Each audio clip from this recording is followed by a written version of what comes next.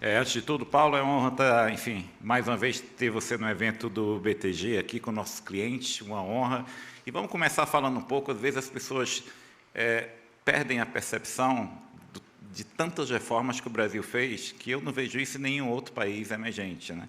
Se a gente olhar os últimos 6 anos, foram muitas reformas, e algumas que a gente acha que foi fácil e não foi. Temas que há 8 anos atrás era quase proibido debater, como a independência do Banco Central. Olhando esses últimos 4 anos, quer dizer, já pegando um pouco do governo Temer, que a gente mexeu no banco público, você continuou, desde o primeiro dia de governo, eu me lembro que eu estava lá, você exigiu que os bancos públicos pagassem de volta o tesouro, para que a gente tivesse um desenvolvimento de mercado de capitais, e que os bancos públicos se concentrassem no que eles devem fazer. Por exemplo, fundo de garantia para empréstimo a micro e pequena empresa, uma agenda quase social do que a gente espera de banco público. Banco público não é banco de investimento, existe banco de investimento, mas uma agenda muito moderna. Mas, olhando esses 4 anos, quais as reformas que a gente fez, que você considera assim, olha, foram muito importantes e isso aumentou o nosso potencial de crescimento? O que eu tenho na minha cabeça, e foram muitas, mas eu quero escutar de você.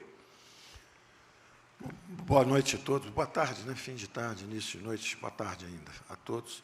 É um prazer estar aqui com vocês. E eu acho interessante porque, quando nós entramos, nós tínhamos um modelo muito claro do que tínhamos que fazer.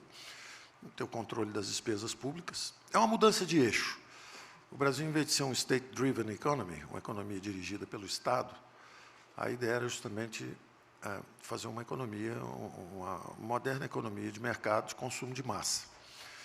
E, então, era desfazer o que foi uma história de 40 anos. No final do governo militar, nós já estávamos com excesso de gastos públicos, mas eram gastos que iam para a infraestrutura e financiados com empréstimos em dólar.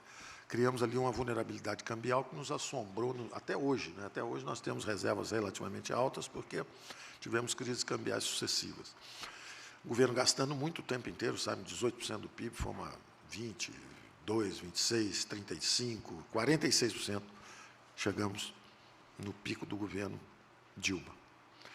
Então, sabíamos que travar essas trajetórias futuras de gastos, por um lado, o maior era a Previdência, era a primeira reforma mais urgente, que era um buraco fiscal enorme.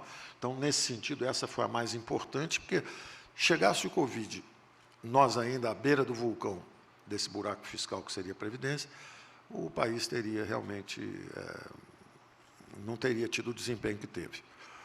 Logo depois, a segunda reforma importante era justamente controlarmos os gastos públicos ainda. A segunda vertente era os gastos com juros. Eu me lembro que você estava lá ainda, você fez o cálculo. No primeiro ano, a gente economizaria 80 bi, no segundo, 120, no terceiro, talvez 100. Então, reduzindo de 360 bi para 260, uma coisa assim, nas despesas com juros. Não tinha Covid, não tinha essa impulsão forte da inflação. Então, era a segunda grande despesa. E nós estávamos trabalhando não só na mudança do policy mix, que era um fiscal mais apertado, para um juro de equilíbrio um pouco mais baixo e um câmbio de equilíbrio um pouco mais alto, mas nós estávamos trabalhando também, como você disse, com a desalavancagem dos bancos públicos. Foram 240 bilhões em 2 anos, naquela época, e mais 260 bilhões de venda de subsidiárias estatais. Então, reduzindo o endividamento. Essa é uma das razões, quando você pega a redução de dívida. Nós usamos várias ferramentas, não era só... Antigamente, tinha um objetivo que era o superávit primário. Depois entrou o teto. Eu estava olhando para o superávit, para o teto, para a desalavancagem dos bancos públicos e redução de dívida, porque você pode reduzir a dívida PIB ou esperando 3, 4 anos para gerar um superávit primário, ou fazendo como fazem as empresas privadas. Desinveste, paga o banco, reduz o endividamento. Então, nós começamos a atacar as despesas em todas as direções. No segundo ano viria a tributária, terceiro e quarto ano já era a abertura da economia, as reformas dos marcos regulatórios, tudo isso. Quando o Covid chegou, ele interrompeu essa lógica e criou uma outra lógica que nós levamos algum tempo para entender, mas conseguimos entender e está nos ajudando muito, que é o seguinte: mesmo que você tenha um modelo dinâmico, de equilíbrio geral, sabendo as mudanças que você tem que fazer, quem te dá o timing das reformas é a política. Então, na hora que a inflação começa a subir, é a hora de você fazer o Banco Central independente. Na hora que as empresas estão caindo, é a hora que você vai aprovar a lei de falência. Na hora que descobrimos milhões de brasileiros expostos a uma doença sem água corrente, é a hora que você vai aprovar o saneamento. Então, as janelas de oportunidade vão abrindo, abre e fecha, ou você usa ou você perde. Na tributária, nós perdemos. Ela passou. Não é? Mas a gente não desiste. Então, o que fizemos agora recentemente, como bons liberal-democratas? Houve um aumento de arrecadação, nós reduzimos os impostos indiretos. Ou seja, todas as diretrizes que estavam numa reforma tributária, nós seguimos. Nós nunca perdemos o norte. No meio da confusão, o importante é não perder a bússola. Você segue fazendo o seu trabalho. Abriu uma janela de oportunidade, você usa. Não deu, você espera mais um pouco, vai tentar outra. Como a economia se move em N dimensões, tanto faz se você fizer 6 metros para chegar aqui, 2 metros para subir aqui e mais 3 metros para chegar aqui. Aqui é o caminho da prosperidade, você está aí. Se a política ajudar, em vez de você andar esses 6 metros agora, você fazer os 3 metros para o lado, faça os 3 metros para o lado. Quando der outra oportunidade, você anda até aqui e depois você sobe. Ou você sobe aí ainda e depois anda até aqui. O importante é você saber que você está se movendo em N dimensões. Você sabe o que você está fazendo. Abriu a janela, você dá mais um passo. Então, os passos não são retráteis. Você não vai andar para trás. Não tem jeito de andar para trás. Quer dizer, o Mercosul parado há 8 anos. Fizemos o acordo com o Mercosul. Não tem como andar para trás. Não tem como voltar atrás, está assinado. Agora já submetemos para a União Europeia. Fizemos 6 acordos comerciais. O governo tinha feito mais, tinha feito 4. Então, nós estamos perseguindo um plano consistente, que chamamos de caminho de prosperidade, mas, na verdade, é algo que todos vocês sabem de cor. Vamos reduzir os impostos indiretos, ICMS e IPI. Aí baixamos esses impostos. Porque estava na reforma tributária, baixar os impostos indiretos e subir o imposto de renda. Ah, não corrigiu a tabela. Claro que não. Está subindo o imposto de renda e está descendo. Eu estou usando justamente esse excesso de arrecadação que está vindo do lado de cá para compensar do lado de lá. O Estado reclama que caiu o IPI, mas ninguém fala em me devolver o aumento do IR. Quer dizer, subiu o imposto de renda de um lado, caiu o IPI do outro. Vamos ver o saldo. Vamos ver o saldo antes de falar qualquer coisa. Mas, então, nós estamos seguindo com essas reformas. Se você perguntar assim, qual é mais importante? Sinceramente, em vez da importância, porque fizemos uma lei de liberdade econômica, que descomplicou muita coisa. Vocês já tinham feito, antes de eu chegar lá, vocês tinham feito a simplificação das leis trabalhistas. Então, para mim, a mais importante é a próxima, que nós vamos fazer. Então, você pergunta, qual é a mais importante? Eu estou de olho na próxima. Por exemplo, eu quero agora a redução do IPI e do ICMS. O ICMS foi o Legislativo que fez. O IPI é prerrogativa nossa, nós baixamos. O Supremo deu uma travada nas duas. Fui conversar com cada um dos ministros, dizendo, olha, vem cá, nós somos um governo que não aumentou salários 3 anos seguidos. Nós não somos um governo populista. Populismo fiscal, nós demos um superávit. Como é que nós somos populistas? 3 anos sem reajuste de salário. Somos liberais, preferimos, em vez de compartilhar só com a máquina pública, dando reajuste de salário, preferimos compartilhar com a população toda, reduzindo os impostos.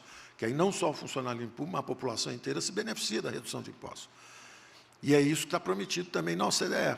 Já baixa o IPI e o ICMS um pouco agora, ali na frente troca pelo IVA, pelo valor adicionado, a própria compensação fiscal já é mais baixa, porque você já reduziu um pouquinho, subiu o imposto de renda do outro lado. Ah, mas você pegou os mais frágeis lá embaixo. No dia que eu conseguir tributar lá em cima lucros e dividendos, eu alivio um pouco aqui embaixo. Enquanto não, paga todo mundo para sentir que o piano é pesado e, quem sabe, convidar quem tem mais força para nos ajudar a carregar o piano. Né? Já foi aprovado na Câmara, falta aprovar no Senado. Quem sabe, o presidente sendo eleito, a gente faz isso esse ano. Então, tudo é relativamente importante. Agora, tem algumas que nos, curiosamente, para quem pensa em equilíbrio fiscal o tempo inteiro e fez o que nós fizemos, né, você viu, porque tem coisas muito interessantes. Não só foi feito um ajuste fulminante fiscal, que nós saímos de um déficit de 1%, encontramos um déficit de 2%. No primeiro ano, reduzimos para 1%. Você está conosco, reduzimos para 1%. A doença chegou, nós fomos a 10,5% do PIB. No ano seguinte, voltou para 0,4%. Foi um fulminante ajuste, porque nós nunca perdemos a noção do equilíbrio intertemporal. Quer dizer, estão aqui os gastos da saúde, estão aqui os recursos para estados e municípios, mas nós vamos interromper os reajustes, nós vamos continuar desalavancando os bancos públicos, nós vamos acelerar as vendas de ativos para reduzir a dívida PIB. Então, tudo isso foi feito e as previsões de que a dívida PIB ia a 100%, nós acabamos enfrentando toda essa confusão, Estamos com a dívida PIB hoje de 78,2%, ela saiu de 76,5%, quer dizer, subiu muito pouco, num período de extraordinárias despesas, mas o tempo inteiro sabendo que eram despesas transitórias com saúde, e não despesas permanentes e recorrentes com a máquina. Daí a utilidade do teto. Curiosamente, o teto nos defendeu o tempo inteiro, tendo sido retrátil o tempo inteiro. No primeiro ano, nós queríamos transferir dinheiro para estados e municípios, sessão onerosa.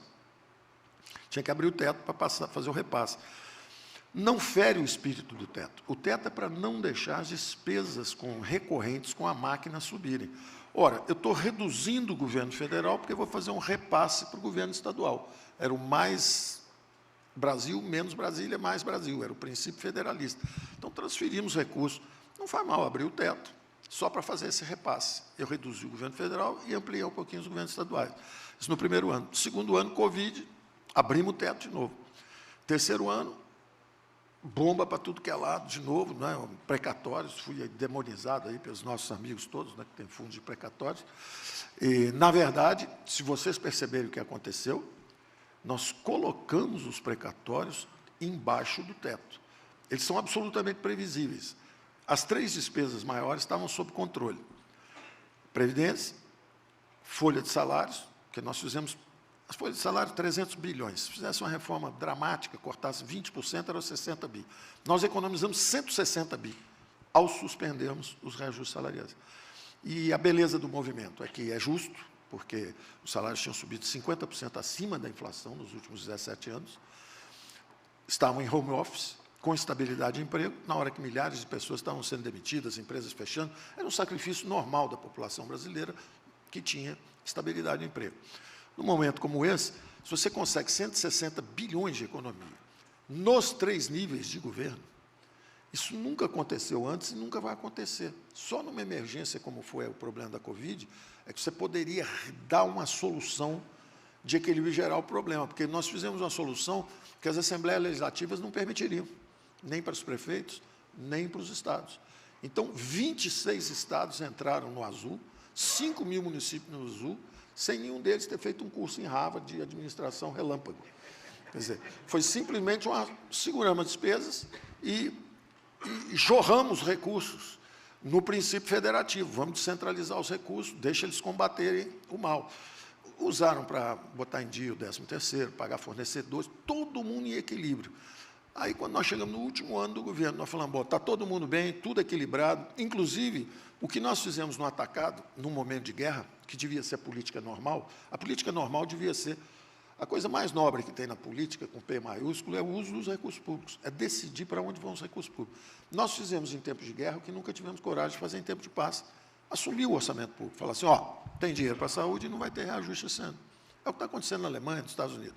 Aí passa 1, 2 anos, agora acabou a guerra do Vietnã, ou acabou o Covid, tem aumento do funcionalismo. Aí passa mais 1, 2 anos, agora nós vamos fazer o problema de saúde, Obamacare. Como nós indexamos tudo, vivemos com tudo indexado, nós acabamos usando essa desindexação para o bem. Por exemplo, nós desindexamos a saúde. Se fosse indexada a saúde, nós estávamos liquidados. Desindexar não quer dizer que vai dar menos. Nós demos muito mais. Nós demos um aumento extraordinário para a saúde. Desindexamos a saúde. Desindexamos também a educação. Demos o Fundeb, 130% de aumento. Mas desindexamos também o salário. Nesse caso, foi menos. Então, essa decisão é a essência da política. E nós estamos privados disso. Hoje, a política se dá em torno de 4% do orçamento, o pau comendo, todo mundo sendo xingado de desviar refúgio, mexendo em menos de 1% do orçamento. O orçamento é 2 trilhões. Você tem 15 bi para gente que teve milhões de votos, foram eleitos, os caras ainda andam envergonhados, como se estivesse fazendo algo errado, usando menos de 1% do orçamento. Então, nós temos que redefinir isso, redesenhar isso tudo. Paulo, é até bom falar que o presidente da Câmara esteve aqui antes, e um dos pontos que ele falou é a necessidade da gente rever esses gastos vinculados à indexação do orçamento. E 3D. Isso me impressionou. Desindexar, exatamente, desobrigar. É algo que você vem falando vários anos, e Sim. O que me impressiona também é o seguinte, você começou um governo num governo sem base política, Me parece que, ao longo desses anos, o governo foi criando uma base política. Sim. E a política foi entendendo o ponto positivo de uma reforma liberal. Sim. A gente acabou de fazer, não sei se todo mundo aqui sabe, saiu o leilão de concessão de Congonhas. Sim, 240% de ágio. Exatamente. Quer dizer, a gente olha a agenda de concessão que foi feita no ano passado, que foi um ano que a gente estava saindo ainda da pandemia, foram feitas 66 concessões no âmbito federal e estadual. Hoje, a gente tem uma certeza, que é o seguinte: a gente tem contratado um fluxo de investimento em infraestrutura de mais ou menos por ano, com leilões que ocorreram até o ano passado, pelo menos 70 bilhões por ano, na área de saneamento, na área de rodovia, na área de portos, na área de ferrovias, aeroportos. Perfeito. A gente tem hoje, há 6 anos atrás, isso não existia no Brasil. E outro ponto muito importante que está dentro desse seu plano, do que você chama caminho da prosperidade, é que antigamente, quando se fazia uma concessão no Brasil, 70% a 80% do FUND vinha de banco público, era baseado em juros subsidiado. Agora não, é baseado em crédito privado, diretamente captado pelas empresas no mercado de capitais, com diversos títulos diferentes, uma debênture incentivada, outros tipos de título, mas hoje as concessões são feitas em bases mais realistas. A gente tem contratado um fluxo de investimento em infraestrutura. A gente vai terminar esse governo com a despesa com o pessoal ativo e inativo em 3,5% do PIB. No final do governo Temer, era 4,3% do PIB. No período de 4 anos, nós teremos reduzido a despesa com o pessoal ativo e inativo do governo federal em 0,8% do PIB e aumentado o gasto social. Quer dizer, é um governo liberal, mas que, ao mesmo tempo, reduz gasto com o pessoal e aumenta reduz o gasto com o pessoal e aumenta o gasto social. Tentando levar o Mansueto no meu lugar, você devia ter emprestado. Porque o cara explica direitinho, foi o primeiro cara, o pau comendo, aquele fumacê lá, uma confusão, uma barulheira. Esse cara falou assim: olha, não é bem do que vocês estão achando, não. Todo mundo dizendo: olha, o fiscal está populismo, está tudo desequilibrado. Aí ele, que conhece bem as contas, estava vendo o que estava acontecendo e estava mostrando isso, falando assim: olha, está tudo relativamente arrumado. O mais interessante é que nós fizemos nos 3 níveis da federação. Então, está todo mundo arrumado. O Brasil nunca teve nessa posição. E o mais interessante também, não perceberam que a arquitetura fiscal está robusta. Estão achando que foi desarticulada a arquitetura, não entenderam o que foi feito.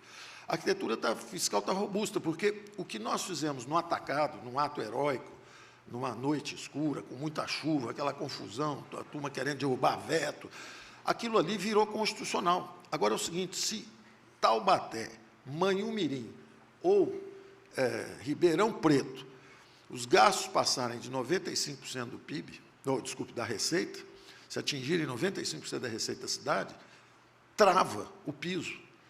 O piso trava. Você fica 2 anos. Nenhuma crise fiscal dura mais do que 1 ano e meio no Brasil.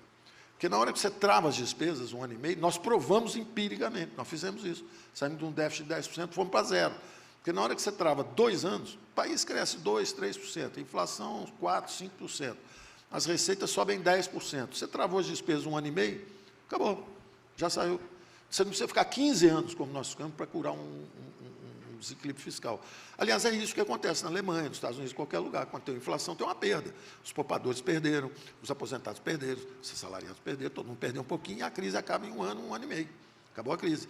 Então, nós conseguimos colocar isso tudo na Constituição. Você estava lá quando a gente aprovou isso. Você estava lá, você ajudou a redigir. O importante é esse ponto, que é o seguinte: o Brasil gasta muito. E o grande desafio para o Brasil da gente reduzir desigualdade, pobreza, é mudar a composição de gasto. E é exatamente isso que está acontecendo. Estamos fazendo isso. Porque está mudando a composição de gasto, e o gasto público como proporção do PIB, nesse governo, em 4 anos, vai ter caído. A gente pensa que é uma tolice, que é algo fácil, mas desde a Constituição Federal de 1988, com inflação no meio, com períodos de inflação muito maior, o gasto público federal não financeiro como proporção do PIB nunca caiu no período de 4 anos de governo, desde a Constituição de 88. Pela primeira vez no Brasil, o gasto público federal, em 4 anos de governo, vai cair em decorrência de várias reformas, dentre as quais o teto de gasto. Então, o teto de gasto teve um efeito muito educativo. Hoje, para a gente mexer um pouquinho em algo que é justificável no meio de uma pandemia, tem um enorme debate. Eu acho que isso é um amadurecimento do processo político e da discussão da responsabilidade fiscal. 3 aspectos que você chamou a atenção muito importantes. Primeiro, essa troca de eixo.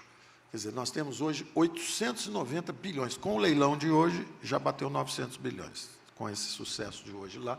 Nós temos 900 bilhões de investimentos contratados, sendo que houve um pagamento de sinal de 150 e poucos bilhões.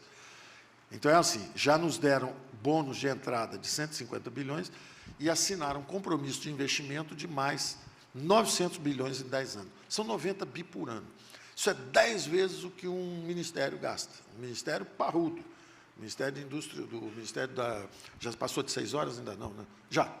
Aqui, não, aquilo ali não é. Aquilo é quanto tempo falta. Eu só posso falar depois das 6 horas que vocês vão votar para governador num cara espetacular, que é um belíssimo ministro. Eu só vou poder falar depois das 6 horas.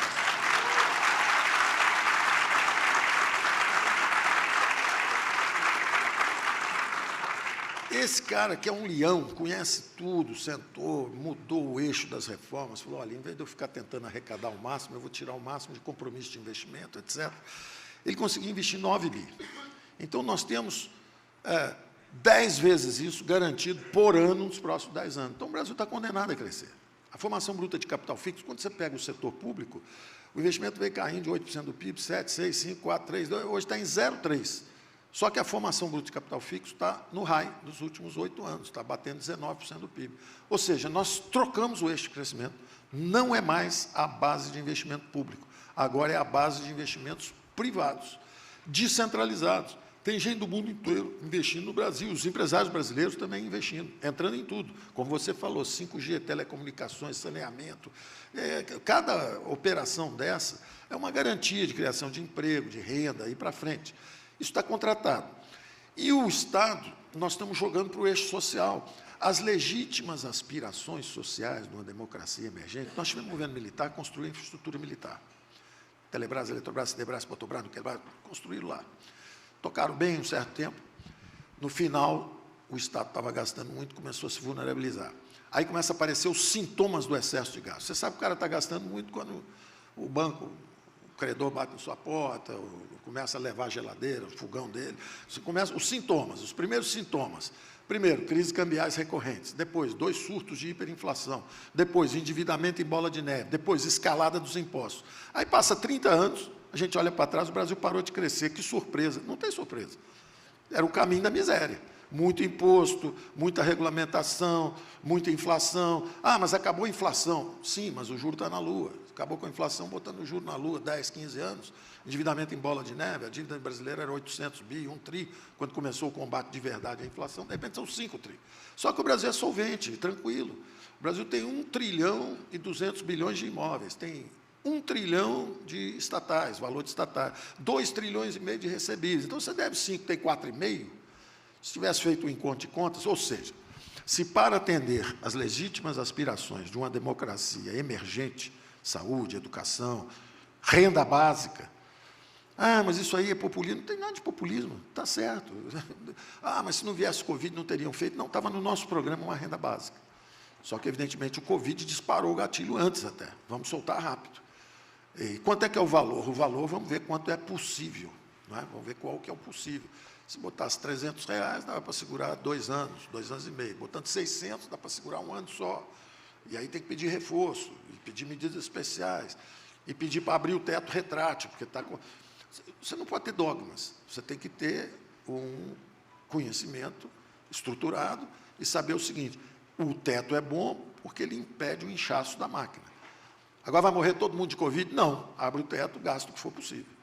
Mas gastos transitórios, não são gastos permanentes. Começou a subir a inflação? Antes, peguem as gravações da época, eu falando, antes que os aumentos setoriais de preço, porque antes era comida e construção. Os ativos, os preços começaram a subir. Comida e construção civil como efeito do Covid. Antes que ele se transforme numa alta generada de preço, Banco Central Independente. Aí o Banco Central também tem que dar um toco, acordar, porque os bancos centrais lá fora, tudo dormindo no volante, todo mundo tentando capturar o nosso também, né? Vem junto, vai aqui, o clube do zero, taxa zero, vem cá. E a gente, ó, cuidado, acorda, ó, o volante, a curva, acorda, todo mundo aí. Brigamos muito lá fora, para dizer, olha, vocês estão atrás, vocês estão behind the curve. O nosso foi o primeiro, o sal também na frente. Então, o fiscal está no lugar, o câmbio está no lugar, entre aspas, o câmbio devia estar lá embaixo. Com a barulheira, ele está no lugar. Daqui a pouco as pessoas vão ver, o preço de commodity está firme.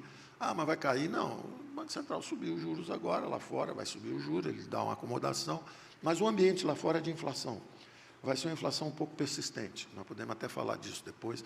Acabou o Global Labor Arbitrage, os preços vão começar a subir, eles estão com desequilíbrio, enorme desequilíbrio fiscal, estão com o juro fora do lugar, estão com o fiscal fora do lugar, eles estão mal, eles não estão bem.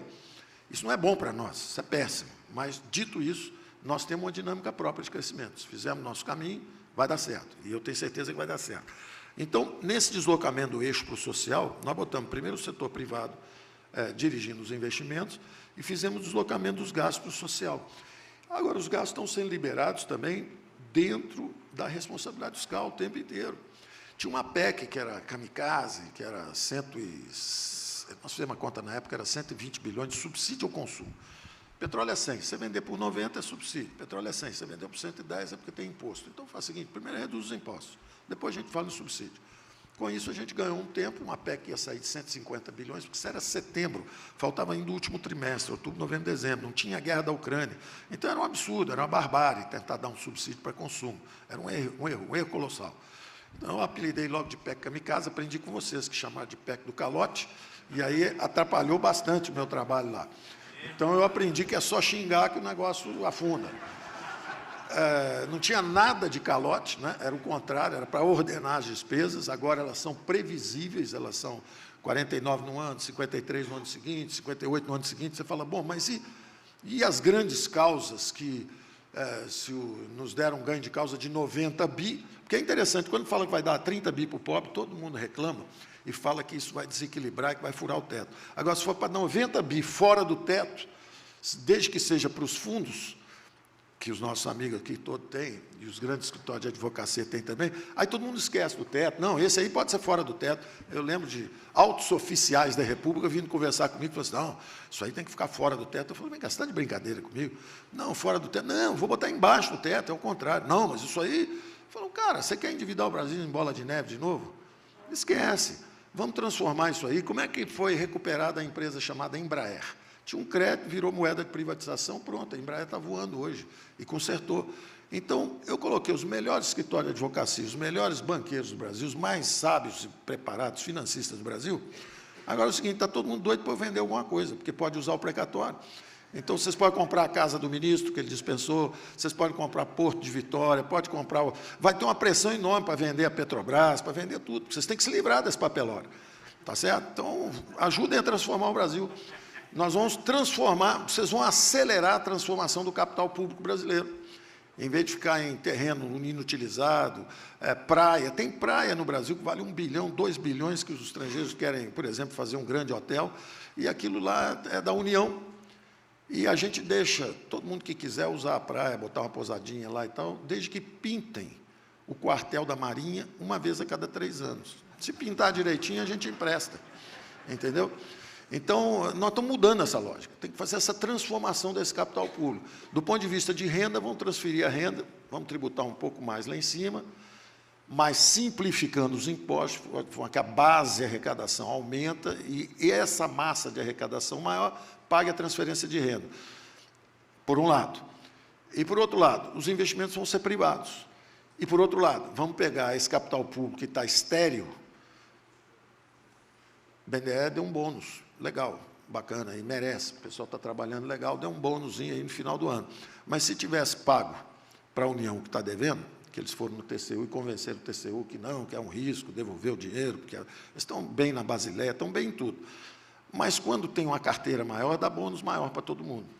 Então, em vez de pagar, foram no TCU, convenceram o TCU que era melhor deixar para pagar mais na frente e tal. Porque...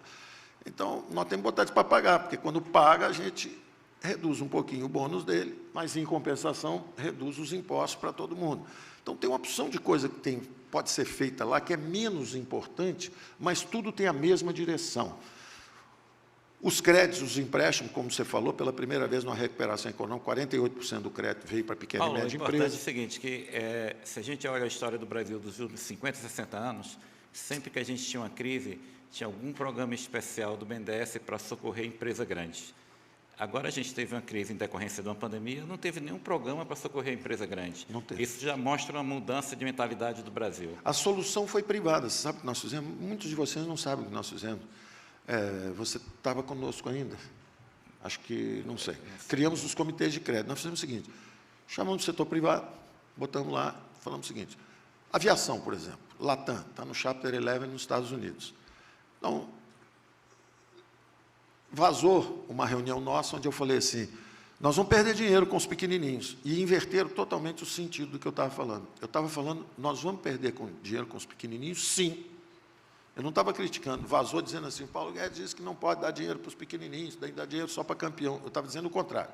As grandes empresas, por exemplo, empresas de aviação que foram atingidas, todas aterrizaram, né, porque acabaram os voos, acabou tudo. Mas imagina que eu dou um dinheiro do BNDE aqui para a Latam e ela vai e financia a recuperação dela no Chapter 11 nos Estados Unidos. Não posso fazer isso. Então, eu tinha que ter uma solução de mercado. Sentamos, conversamos um pouco, eu falei, eu quero a solução do Warren Buffett. Como é que o Warren Buffett comprou a Goldman? Ele chegou lá e falou assim, é como se fosse mutatis mutandis, no nosso caso é o seguinte, se você voltar a voar, eu sou seu sócio, o upside é meu. Eu dei um dinheiro para uma grande empresa, mas os recursos públicos duplicaram ou triplicaram. Se você não voar, eu sou seu credor, pego o avião, vendo e me ressarci. Então, o uso do recurso público tem que ser com esse enfoque. Setor elétrico, quem é que tem experiência aí? Já tivemos uma crise lá, como é que é tratado? E sempre aparecia um banco que era o campeão daquilo ali, que ajudou a resolver. Então, no caso do setor elétrico, foi um banco, no caso do setor agrícola, foi outro banco.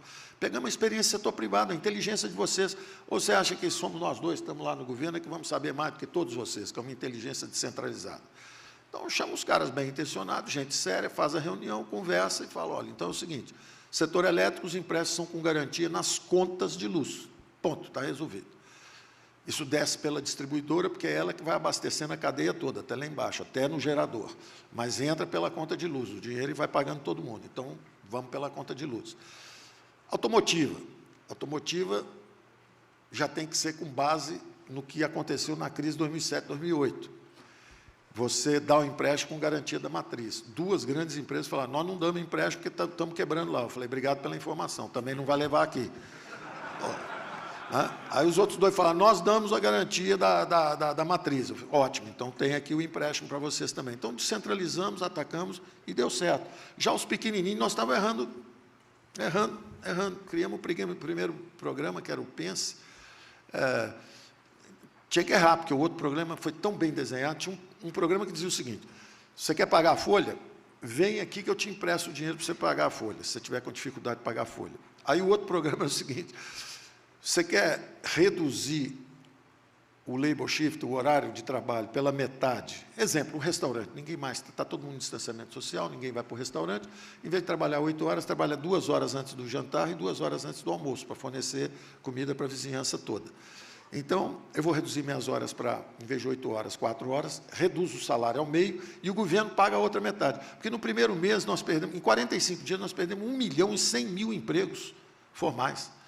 Foi avassalador, foi assustador, quer dizer, em 45 dias você perdeu 1 milhão de empregos, falei, são 33 de carteira assinada, nesse ritmo, vai ser rápido, vai ficar todo mundo desempregado muito rápido. Aí nós criamos um programa que é o seguinte, em vez de demitir, liga para a gente, reduz o expediente pela metade, a gente paga a outra metade do salário. É mais barato do que eu pagar um seguro-desemprego, que é um salário cheio. Eu pago a metade, você paga a metade, mantém a cadeia produtiva funcionando, e isso funcionou. Na hora que isso funcionou, se você é um empresário, você vai pegar um empréstimo para pagar o salário todo ou você pedir o governo para pagar metade? Então, esse programa matou o programa de crédito. E aí, o Congresso nos ajudou muito, o Supremo nos ajudou, todo mundo ajudou. Brasília não se move se você não cutucar. Mas, Paulo, sabe o que eu acho impressionante? É que depois disso, a gente teve uma recuperação impressionante do emprego no Brasil. Sim. A gente está hoje com a menor taxa de desemprego, sim, não em relação à pré-pandemia, mas em relação a 2015. A gente vai crescer 2% esse ano, em 2020, no auge da pandemia, A taxa de investimento do Brasil caiu 0,5%, quase não caiu. No ano passado cresceu 17%. É isso mesmo. A gente está com uma economia que, apesar de todos esses problemas mundiais, a gente está num cenário de Brasil que é tido como um país reformista, Sim. que a dívida pública pós-pandemia terá crescido na nossa conta em torno de 3 a 4 pontos do PIB, que é muito pouco. E um país que tem contratado fluxo de investimento e tem muita reforma para fazer. Um dado do governo que me deixa bastante satisfeito, um estudo técnico, né, da PPSA. O Brasil produziu, no ano passado, 2,9 milhões de barris de petróleo por dia. Até o final dessa década, em 8 anos, o Brasil estará produzindo 5,3 milhões de barris de petróleo por dia. Isso é um crescimento de 80%, programado para 8 anos, em decorrência de investimento que já foi feito no pré-sal. Então, é um caminho impressionante. Mas se a gente fizer o tratamento de pegar um monopólio verticalizado, desverticalizar e depois abrir mais ainda, vai ser 2 vezes esse número aí. Se a gente der à Petrobras um tratamento um pouco mais adequado, que eu espero que com o presidente reeleito a gente consiga fazer, eu acho que nós vamos... O Brasil era para ser segundo, terceiro maior produtor do mundo de petróleo. Teve um leilão aqui em Georgetown, foram 17 maiores petroleiras do mundo. No caso brasileiro, nós tivemos que pedir à China para vir aqui participar da nossa primeira sessão onerosa. Quer dizer, isso mostra que o sistema está errado, o sistema de partilha. Nós vamos voltar para o sistema de concessão, nós vamos reabrir essas possibilidades de investimentos, e eu acho que nós vamos ver as 35 maiores petroleiras do mundo vindo para o Brasil. Os Estados Unidos têm 35 petroleiros explorando petróleo, e isso não é uma bomba permanente no colo do governo. Isso todo mundo sabe, nos Estados Unidos, que quando tem um problema qualquer, ou foram os árabes, ou foi o Putin. O que não foi o governo. O governo não foi. E o Brasil tem capacidade suficiente para, quando ele aumentar a produção, tem 2 países, Arábia Saudita, Irã um pouquinho, mas mais Arábia Saudita e Rússia. O Brasil era para ser assim, o preço subiu do petróleo, nós vamos aumentar a produção. 35 petroleiros instalados, aumentou a produção um pouquinho, o preço do petróleo cai. Cai por ação nossa, como a gente fazia com café, como a gente fazia com outros produtos. Então, eu acho que nós vamos estar lá. Mais uns 3, 4 anos nós vamos chegar lá. Para a gente terminar, que o nosso tempo é curto, eu quero que você dê a mensagem dessa mudança de Brasil que a gente percebe hoje no mercado, desse Brasil, enfim, que vai ter uma produção de petróleo crescente, produção de grãos no Brasil, pelos dados da Embrapa, até o final dessa década vai crescer de 25% a 30%. São empresas grandes, muito capitalizadas. Vai ser a maior safra da história essa agora. Então, é um país que, quando a gente olha para frente, e o que Paulo, a gente privatizou uma companhia estatal, que era uma das 2 maiores do Brasil, há mais ou menos 90 dias de uma eleição. Sim. Se alguém falasse isso há 2 anos atrás, eu não iria acreditar. E você quer saber? Quase não aconteceu. O preço mínimo, nós pediram 90 dias. Nós brigamos muito para ser 30 dias. Se fosse 31 dias, já não tinha privatizado. Porque eu estava sabendo que o FED ia subir o preço e o primeiro impacto é descer a bolsa toda. Então, eu estava lá desesperado, indo de ministro em ministro, lá no TCU, desesperado, falando, não brinca com o tempo, nós vamos perder a janela, nós somos a segurança energética do mundo. O Brasil está super bem posicionado. O Brasil é a segurança energética agora para a Europa, o Brasil é a segurança alimentar para o mundo, fora esses 900 bilhões que já tem contratado, tem agora os 2 requisitos novos para os investimentos futuros. Tem que estar perto, não adianta fazer semicondutor em Taiwan, tem que fazer por aqui mesmo, que é perto da Europa e perto dos Estados Unidos. E tem que ser confiável, não pode ser hostil. Nós somos uma liberal democracia, nós somos a segunda, a terceira maior. Tem a Índia, tem os Estados Unidos, temos nós. Então, nós estamos super bem posicionados, somos uma democracia liberal, somos uma economia de mercado em marcha, somos um Estado que tem também a mão amiga para os mais frágeis, 68 milhões de brasileiros vulnerabilizados, nós ajudamos, protegemos 11 milhões de empregos. Como disse você, criamos 14 milhões desde o fundo do poço até agora, sendo 5,7, quase 6 milhões formais, a arrecadação bombando, os investimentos privados avançando. Então, nós estamos super bem posicionados, nós só dependemos de nós. Basta não fazer besteira, tá certo? Isso tem a ver com voto. Paulo,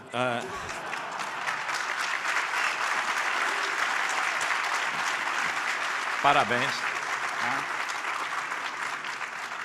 Mais 5 minutos. Paulo, E assim, a gente olhando para frente, tem muita reforma para fazer. Eu sei que você é entusiasta da reforma tributária, é uma reforma importante. Reforma administrativa já foi discutida, tem propostas lá, mas a percepção que a gente tem aqui de fora é que hoje é um entendimento maior do Congresso da necessidade dessas reformas. Sim. A gente olha para frente, eu confesso assim, que no meio de tanta confusão do mundo, países emergentes, às vezes com agenda de retrocesso, mas a gente vê um Brasil que tem nos surpreendido por ser um país reformista, um país de dimensão continental, um país com empreendedorismo grande. É impressionante, a gente encontra clientes nossos que estão inventando coisas novas, que estão criando novas empresas, em um ambiente com mais competição do Estado que está ficando, enfim, um Estado que está ficando mais leve. Eu me lembro que a gente fazia cálculo que, olha, leva, sei lá, 30 dias, 50 dias para abrir uma empresa no Brasil, isso tudo caiu. Quer dizer, olhando para frente, o que é que você vê aí de avanço do Brasil? Não, eu acho que o Brasil está numa posição ímpar.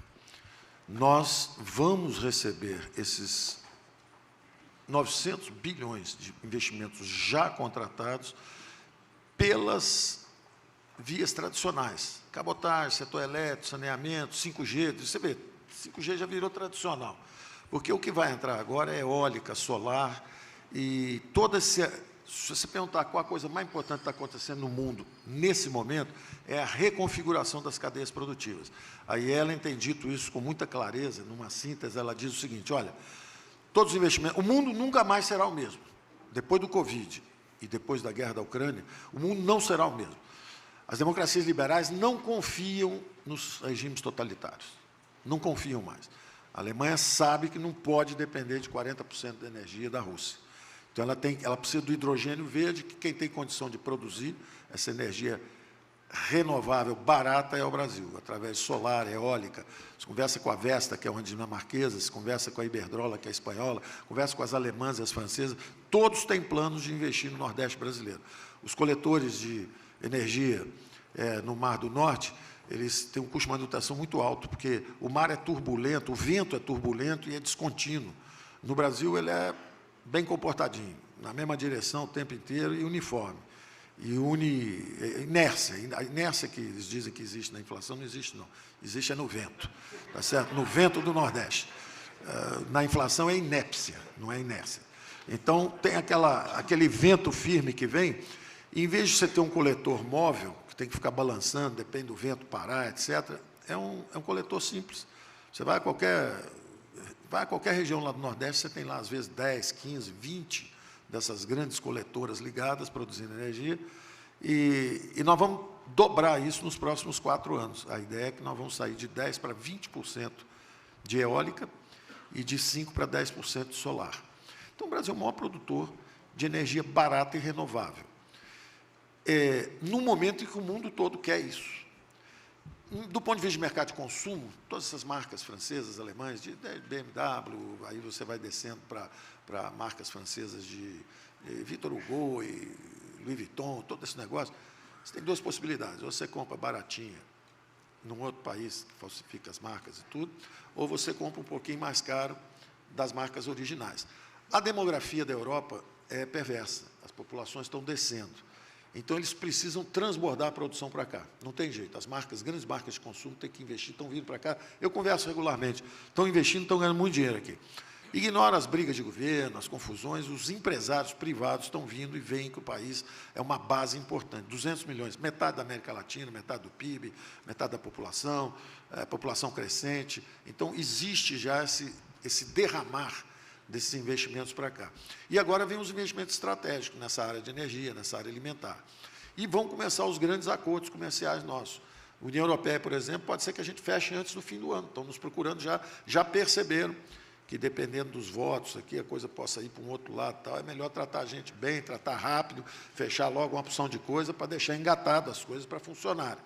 Então, existe uma grande possibilidade do Brasil ser um alto performer para os próximos 10 anos. O Brasil sem economia, como foi no passado, que o Brasil crescia muito mais rápido. O Brasil já teve um período de 2, 3 décadas, onde nós crescemos 7,3% acima de Japão, acima desses países todos que acabaram virando grandes exportadores de imigrantes para o Brasil. Hoje é o contrário, tem garotos nossos indo viver, buscar a vida lá fora pela falta de oportunidade. Nós estamos revertendo isso, estamos criando emprego rapidamente, e vem muita coisa, se a gente seguir, vem muita coisa. Por exemplo, a carteira verde e amarela, na verdade, é uma redinamização da indústria financeira com o sistema de capitalização. Nós vamos fazer um regime de capitalização. Deixa quem quiser estar nesse regime que está aí, legal, mas vamos dar para os jovens e para os invisíveis que nunca tiveram na carteira azul, vamos dar uma chance deles terem a digital verde e amarela, com mobilidade, ou seja, vamos reinventar essa indústria com capitalização, reforçar a acumulação de capital. Né? Essas contas são móveis. Amanhã, você não está satisfeito com um, você transfere para o outro. O acesso é igual ao campeonato de futebol. Os 20 maiores estão performando, os 4 últimos lá não estão performando, tira, sobe alguém que queira ter acesso, que consiga produzir um resultado melhor para a população brasileira. Da mesma forma, você ficou desempregado, você pode baixar o saldo. Começou a trabalhar de novo, começa a acumular outra vez. Ficou doente, pode sacar. E, no fundo, é garantido, lá no final, porque hoje já tem garantia mesmo. Nós temos um sistema que já vai ter que pagar. Se ele se aposentar, eu vou ter que pagar o salário mínimo. Se ele conseguir chegar lá ganhando mais do que o mínimo, já se salvou. Se ele chegar lá ganhando R$700, em vez de 1.100, que é o mínimo, eu pago os 400 de diferença.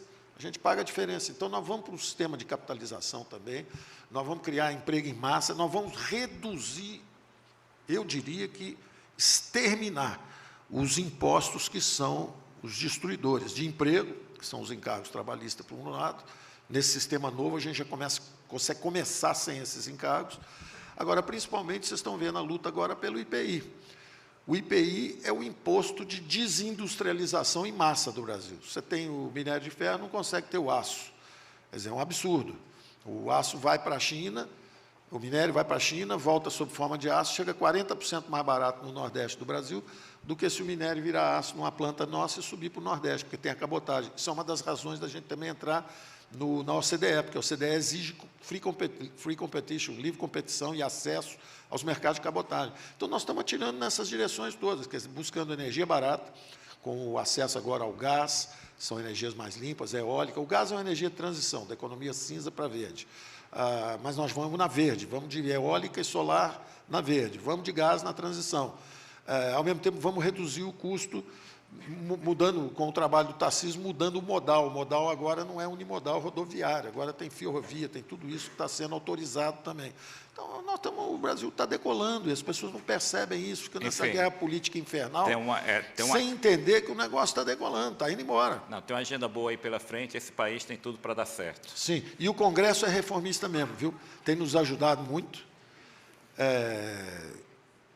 Todo mundo, quando a opinião pública começa a ir na direção certa, eles vêm junto. Todo mundo que vê um bando de aves voando em V, tem um na frente, todo mundo acha que ele é o líder. Não, ele só voa mais rápido. Às vezes ele está voando para o lado errado, está todo mundo indo para cá. Quando ele vê, ele vem correndo e entra na frente.